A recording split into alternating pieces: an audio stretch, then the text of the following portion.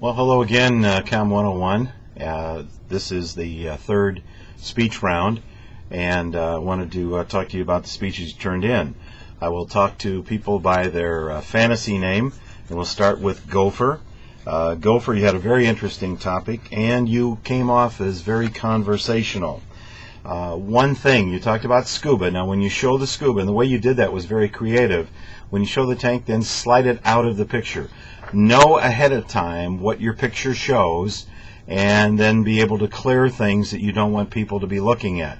It had a real foreground kind of distraction to it, believe it or not, and you want to get it totally out of the picture, or you want to have it in the picture so that it doesn't distract or take your eyes to something else. Work a little bit on your outlines. They need some work. You had a good topic. You were friendly.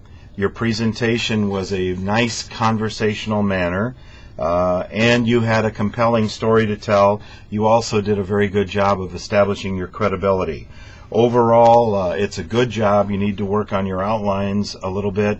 Probably where you get into the average was a little bit on the outline.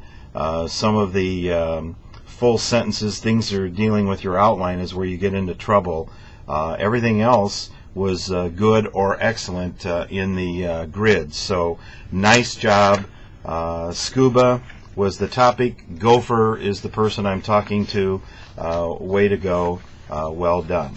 All right, let's take a look now next at Bullweevil.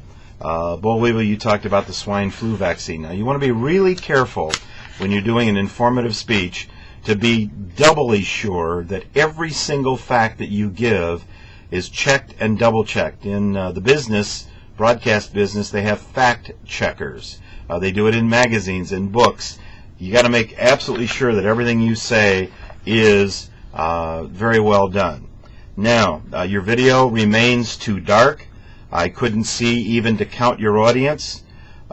Somebody continually is playing with your camera. This has been a problem throughout. Zoom in, zoom out, make noise on the camera. It is very distracting. That has to stop. I can't see your eyes because it's too dark, so I have no idea about eye contact. You misspelled one of your sources' names in your bibliography. You need to check that out. And also on point 6 of your outline, you named Novartis, T-I-C, pharmaceutical company, and I believe you mean Novartis, N-O-V-A-R-T-I-S. So you want to be very, very careful on that. You didn't do anything, in my mind, to establish your credibility. Why are you talking about this topic? Who are you to be talking about the topic? Now, you don't have to be a nurse or a doctor to talk about the topic. You can be a concerned mother. You can be a concerned citizen. But establish your credibility. Also, it just ended. There was no build to an end. You want to be careful about that. Visual aids, you had none. You're required to have a visual aid in this speech, and therefore, with no visual aid, I can't even judge about whether it was appropriate. I can't tell whether you met the audience requirement, and your speech, in your time limit, your speech was too short. It needed to be what it said it was supposed to be, but it only ran 4 minutes and 16 seconds. Don't forget, when you time this, I don't time the speech where you introduce the audience. That has nothing to do with the speech. I start when you actually start speaking to the topic. So you need to work on that very, very hard. And that, what I was talking about there, I was talking to Bullweevil, and it was about swine flu.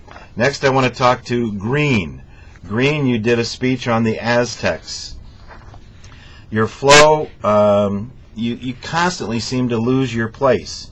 You're going to talk about things. You need to learn to pronounce the names that you're using. When you start to do something that has a lot of foreign names, either know how to pronounce them or don't do the speech on that topic.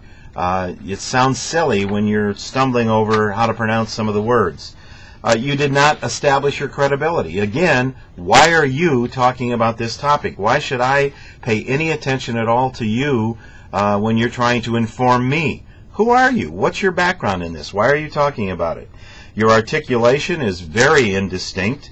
You did not give reasons for doing the speech at all. It was a poorly composed camera shot, which in part was so you could hold up a picture.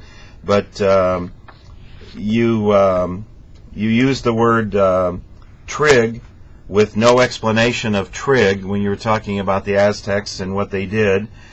You're shooting up into the picture, up, so that when I'm looking at you, you're looking down at me. That should never be. And on top of it, and I've warned you about this time and time again, everybody in the class, pay attention to this. You are standing, green, in front of a bright light. You're shooting up into the light. Do not do that. Turn off bright lights behind you. The light should be coming from in front of you. Also, show your audience for a longer period of time. And you had a Texacoco. You want to make sure that you know how to pronounce those things. Also, your graphics have got to show me something. They've got to forward what it is you're talking about. Let's talk about your credibility was a problem. Your main points weren't clear or supported. The sources were not done well in your written outline. Your connectives were not very effective. Also, your eye contact was not very good. You had some distracting mannerisms. Your articulation needs to be worked on. Your visual aid was not appropriate to the speech, and it wasn't explained properly. So all of this deals with the green, the person, and the speech was on the Aztecs. All right, we're going to stop here, and we'll go to a part 2 for the rest of the people that turn in a speech this time around. So stay tuned for the next part.